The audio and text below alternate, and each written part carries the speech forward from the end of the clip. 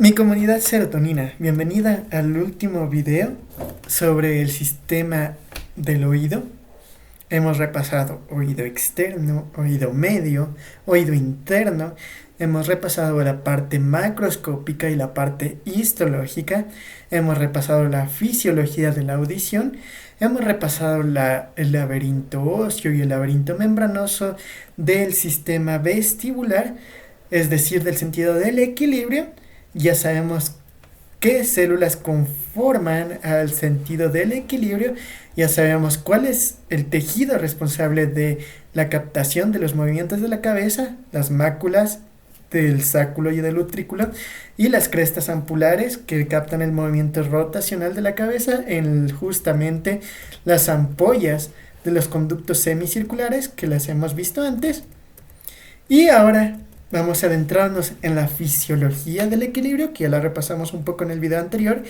Y por último daremos una aplicación clínica tanto de la parte de la fisiología auditiva como de la fisiología vestibular. Entonces, vamos ahí. Como ustedes pueden ver, los utrículos y los sáculos tenían las máculas. Las máculas tenían esta disposición, tenían esta membrana otolítica y en la parte superior los otolitos o estatoconias, que ayudan a estabilizar a esta membrana otolítica cuando hay movimientos rotacionales. O sea que la membrana otolítica no se mueve cuando yo roto la cabeza, pero sí se mueve con movimientos lineales cuando yo inclino mi cabeza hacia adelante, porque los otolitos empujan a la membrana otolítica hacia adelante o hacia atrás, y así estimulan a las células responsables de la generación de impulsos nerviosos para captar el equilibrio, o sea, las células ciliadas. Miren cómo los ramas vestibulares del nervio vestíbulo coclear, tanto las ramas eferentes, que son estas de rojo, y que inervan sobre todo las células ciliadas tipo 2, se conectan con las máculas, y las fibras sensoriales, que se conectan sobre todo con las células ciliadas tipo 1. Y aquí está lo que yo les explicaba. Miren qué pasa cuando yo inclino mi cabeza hacia adelante. La fuerza de la gravedad empuja a los otolitos y los otolitos arrastran a la membrana otolítica hacia adelante.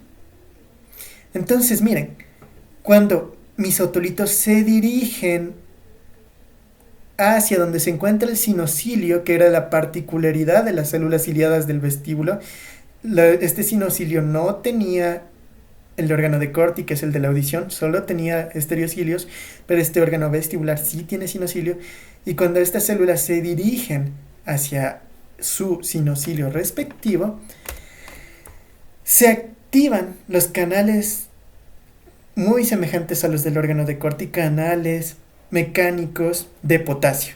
¿Qué tenía la endolinfa? Potasio. Entonces, ¿qué es lo que va a entrar hacia las células ciliadas, sobre todo las tipo 1? Potasio. Estas células se despolarizan cuando aumentan los niveles de potasio.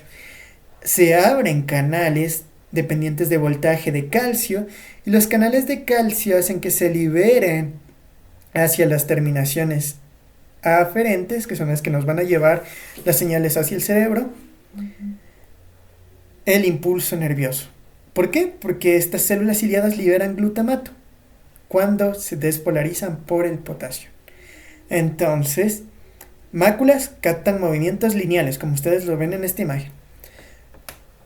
Como tienen otolitos, no responden a movimientos rotacionales. Ahora bien, las cúpulas que están aquí en las ampollas, en las crestas ampulares, captaban movimientos rotacionales cuando yo roto mi cabeza, pero no captan movimientos lineales porque no se dirigen ni adelante hacia atrás, porque no tienen otolitos, solo se mueven hacia los lados, ni adelante ni hacia atrás. Esa es la función de los otolitos, mover hacia adelante o hacia atrás la membrana otolítica, pero impedir el movimiento hacia los lados. En las crestas ampulares ocurre todo lo contrario, se mueven hacia los lados. La cúpula que se encuentra por encima de las células ciliadas. Entonces aquí ocurre lo mismo. Si es que se mueve hacia este lado la endolinfa, yo estimulo a mis células ciliadas, mientras que si yo lo muevo hacia el lado contrario, en contra del sinocilio, los estereocilios se mueven en contra del sinocilio, más bien se hiperpolarizan. Es decir, si es que yo muevo hacia el sinocilio mis estereocilias, como ven aquí, es donde los canales de potasio se abren, mientras que si yo lo muevo en dirección contraria, se cierran esos canales de potasio y se hiperpolarizan mis células ciliadas. Entonces, esas variaciones entre despolarización e hiperpolarización es lo único que va a captar el cerebro. No es que mis células ciliadas le digan, oye cerebro, la cabeza está rotando. No, o sea, esa no es la fisiología cerebral. ¿Qué es lo único que recibe el cerebro? Potenciales de acción. Con mayor frecuencia o potenciales de acción en zonas específicas del cerebro, con mayor intensidad o con menor intensidad, despolarización o hiperpolarización. Esas son las señales, esas es cómo se transmiten los mensajes a través del cerebro. Y aquí esta parte de hacia dónde rota la endolinfa es importante para entender justamente el reflejo vestíbulo coclear. ¿Qué hace el reflejo vestíbulo coclear? Si es que yo muevo mi cabeza hacia el lado derecho, se va a estimular justamente mis sinocilios de las crestas ampulares del lado derecho. Pero, si es que ustedes se dan cuenta, ¿cuáles voy a inhibir? Los del lado izquierdo. ¿Por qué? Porque mis sinocilios del lado derecho se van a mover hacia este lado, mientras que los sinocilios del lado de mi oído izquierdo se van a mover hacia el lado contrario. Entonces, ese es el reflejo vestíbulo-coclear.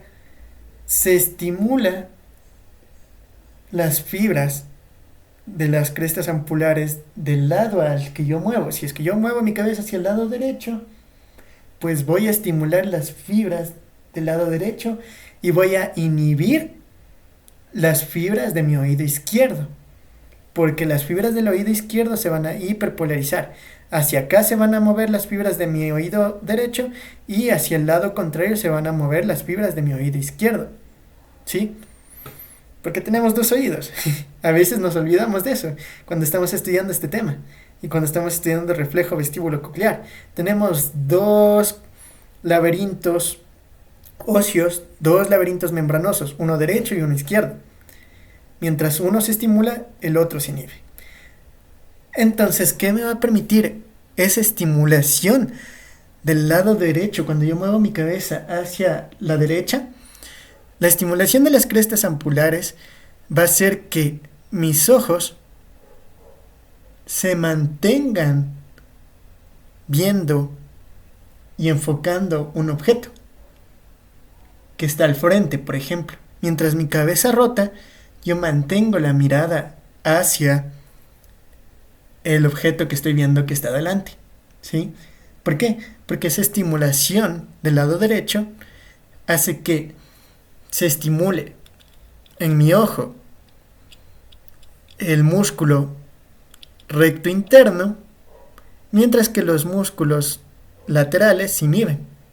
Esto lo vamos a ver mucho mejor en la clase de reflejo vestíbulo coclear cuando abarquemos temas como vértigo. Y pasa lo contrario cuando yo muevo mi cabeza hacia el lado izquierdo. Entonces esos patrones de despolarización e hiperpolarización, es decir, de estimulación o inhibición de las fibras nerviosas que se estimulan gracias a las células ciliadas, se va a transmitir a través de las vías del equilibrio. Como vemos aquí, del sistema vestibular pasa la rama vestibular que se une con el ramo coclear y forman el nervio vestíbulo coclear, que termina uniéndose y haciendo sinapsis por varias vías en, como vemos aquí, el núcleo motor del nervio troclear. Eso es lo que les decía. de que estimula este de aquí, el nervio oculomotor, para estimular el recto interno y que yo mantenga mi mirada hacia el medio, mientras que inhibe este de aquí, que nos permite, sobre todo este de aquí, que nos permite el movimiento lateral de los rectos laterales. Entonces, hace conexión tanto con los pares craneales que controlan los movimientos oculares, como con el cerebelo. Porque necesitamos que el equilibrio tenga componentes del oído, tenga componentes de la propiocepción, es decir, de las fibras nerviosas que están en mis músculos y que permiten saber si es que un músculo está contraído o no y por ende determinar la posición del cuerpo. Ojo con esto, el oído interno no determina la posición del cuerpo, no permite captar la posición del cuerpo, solo los movimientos de la cabeza. El sentido de la propiocepción, las fibras de la propiocepción es la que realmente reconoce si es que ese músculo, por ejemplo, de mi espalda está contraído o no. Y por ende determina la posición del cuerpo. Y eso también lo debemos conectar con la visión. Entonces, el conjunto de la información de la vista, de la propiocepción y del equilibrio es lo que realmente nos permite determinar nuestra posición en el espacio. Y solo así se conforma el equilibrio. El equilibrio igual, oído interno, gracias al sistema vestibular, más visión, más propiocepción. Y todo eso se conjuga en el área vestibular de la corteza cerebral para, y obviamente junto con el cerebelo también, pero al final todas estas señales terminan en la corteza cerebral para determinar nuestra posición en el espacio. ¿Por qué es importante esto? Este es un resumen. Si quieren pueden tomarle screenshot de todo lo que hemos visto en estas clases. Pero ¿por qué es importante esto? Existe un trastorno llamado cinetosis. Por ejemplo, cuando yo estoy en un barco y se está moviendo mi endolinfa porque mi cabeza está rebotando, por así decirlo, en ese barco. Pero yo no veo el movimiento, o sea, yo no estoy ni caminando, no estoy estimulando la propiocepción. Y yo tampoco estoy viendo cómo se mueve el océano, o sea, yo estoy dentro de un barco, estoy sentado, digamos, en un barco y según mi cerebro, mis músculos no están activándose gracias a la propiocepción y mi vista tampoco está viendo que yo me estoy moviendo. Pero aún así, el oído interno, este componente de aquí se está estimulando. Este de aquí no se está estimulando y este tampoco. Entonces hay una contradicción. Por un lado, mi oído interno dice, sí, te estás moviendo, algo pasa. Pero mi visión y mi propiocepción dicen, no, tranquilo, no te estás moviendo. Cuando hay esa contradicción, como ven aquí,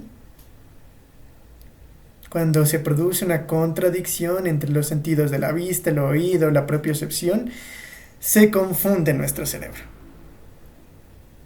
Y nos mareamos, sentimos vértigo. Este mareo que ocurre cuando existe esta contradicción entre el oído, la visión y la propiocepción se llama cinetosis.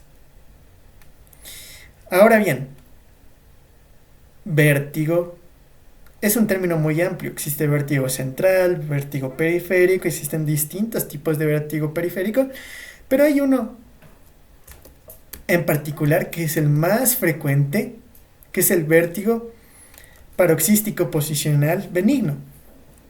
Paroxístico. ¿Por qué? Porque ocurre en episodios agudos, ocurre solo en ciertas posiciones, por eso es posicional. ¿Y por qué es benigno? Porque no se debe ni a daño, no es que esté dañado mi sistema vestibular, no está dañado tampoco la propiocepción, no está dañada la visión y tampoco está dañado el sistema nervioso central. Pero, ¿qué es lo que ocurre? Uno de estos otolitos se libera. Y recordemos que la endolinfa es un circuito cerrado. Miren, aquí ya tengo los otolitos, solo los tengo aquí. Por eso decía que es importante saber eso. Solo los tengo en las máculas tanto del sáculo como del utrículo.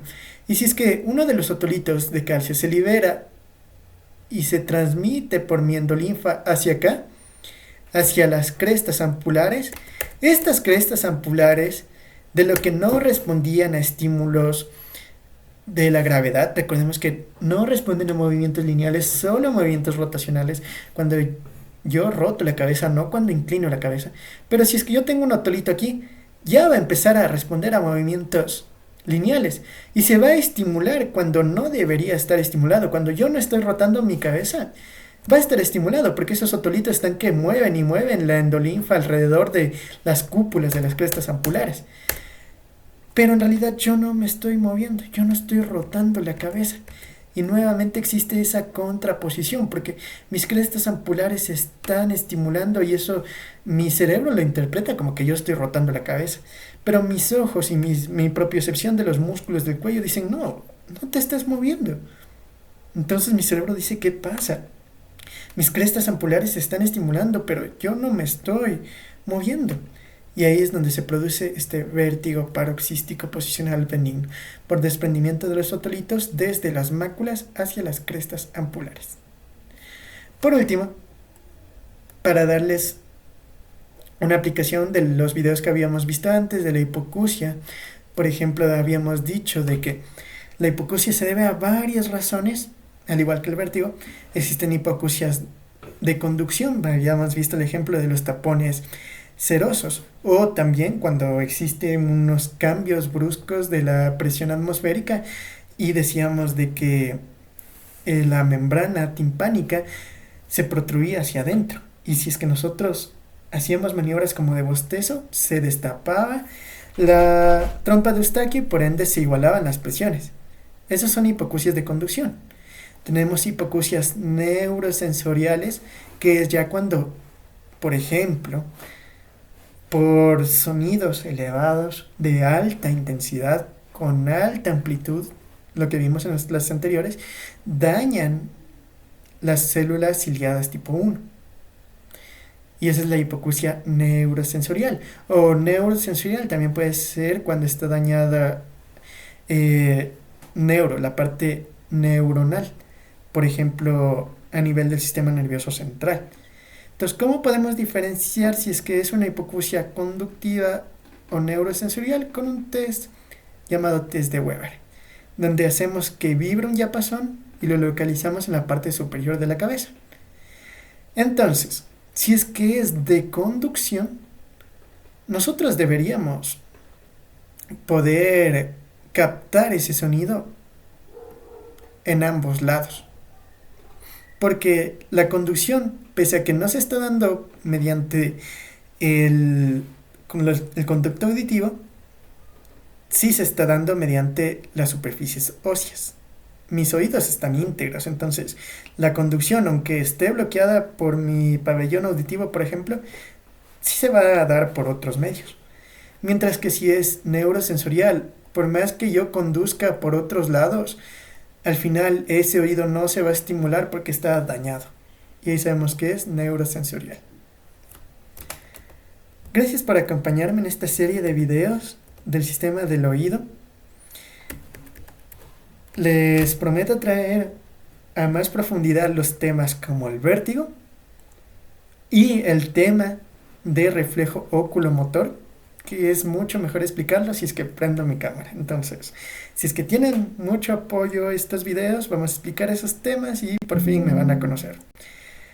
Hasta la próxima, mis estimados serotoninos, y espero que hayan dado una descarga de serotonina en sus cerebros aprendiendo un tema nuevo.